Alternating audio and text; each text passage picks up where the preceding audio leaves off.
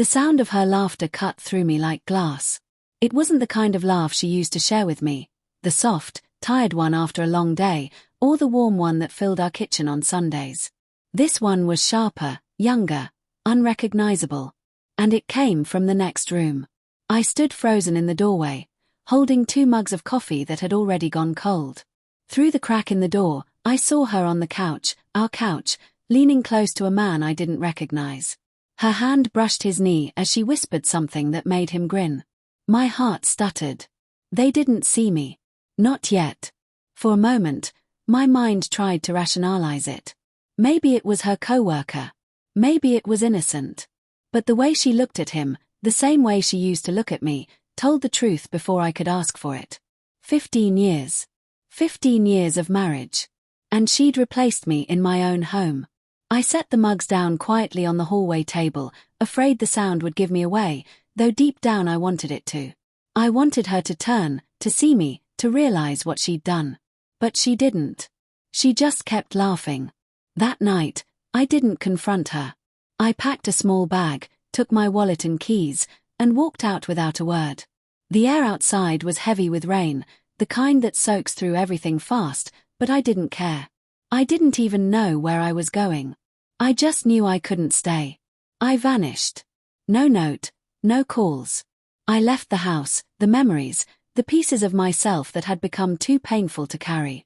For 2 years, I drifted from place to place, small towns, quiet apartments, short contracts that kept me busy enough not to think too much. I deleted her number, avoided mutual friends, shut out anything that tied me to the man I'd been.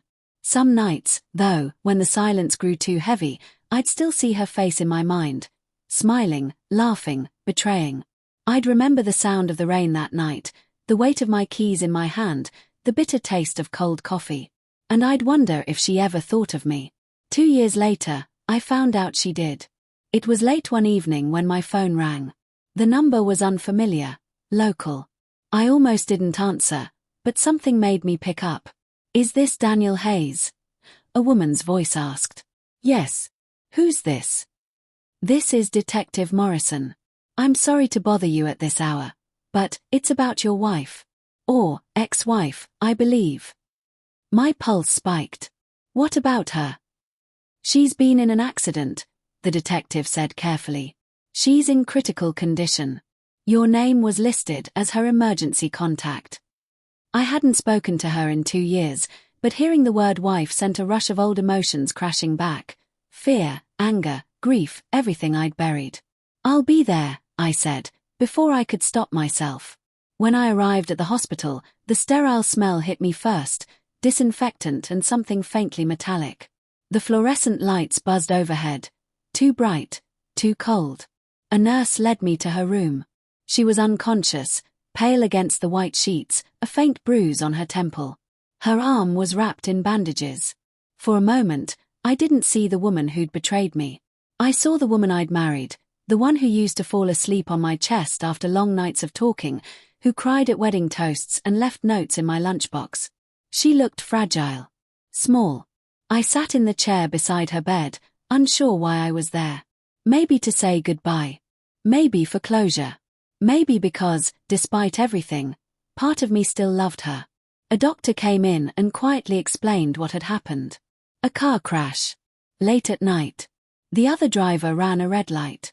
She'd be okay, eventually, but she'd suffered a concussion and some memory loss. When he left, I sat in silence, listening to the rhythmic beep of the monitor. Then her eyes fluttered open. At first, she just stared, unfocused. Then she whispered, "Daniel." I froze. "Yeah, I'm here." She smiled weakly. "You came back." I didn't know what to say. "You were in an accident," I said softly. She blinked, trying to process. "I remember. Headlights. And then, nothing." She looked at me again, her expression trembling somewhere between relief and disbelief. "I thought you'd never want to see me again." "I didn't," I admitted. Tears welled in her eyes. I deserved that. For a long time, neither of us spoke. The years between us hung heavy in the air. Finally, she whispered, "He left me. The one you saw. He left 6 months after you did. I didn't answer. I tried to find you, she said. I called, wrote letters. You'd disappeared. That was the point, I said quietly. She nodded slowly, tears slipping down her cheeks. I know. You should have. I ruined everything. I thought what we had was broken, but it wasn't. I was just too afraid to admit I was the one who broke it. Her voice cracked, and for the first time, I believed her remorse. It didn't undo what she'd done, but it sounded real. I've spent every day since trying to forgive myself, she said. But I can't. I don't expect you to either. I looked at her, really looked. She wasn't the same woman I'd left. The confidence was gone, replaced by something hollow. Maybe time had punished her more than I ever could. I don't hate you anymore, I said finally. But I can't love you either. Not like before. She nodded. That's fair. A quiet fell between us, broken only by the hum of machines and the rain tapping against the window. Then she said something that stopped my breath. There's something else, she whispered. I never told you, about that night you left. I was pregnant. My stomach dropped. But it wasn't Ryan's, she continued quickly. It was yours. I didn't even know until after you were gone. I stared at her, words trapped in my throat. I lost it a few months later, she said softly. Stress, maybe. Karma, probably. I wanted to tell you, but I didn't know how. The room felt suddenly too small, the air too heavy. My hands trembled as I ran them over my face.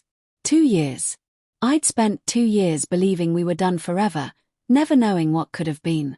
She reached for my hand, and for the first time in a long while, I didn't pull away. I don't expect you to forgive me, she said.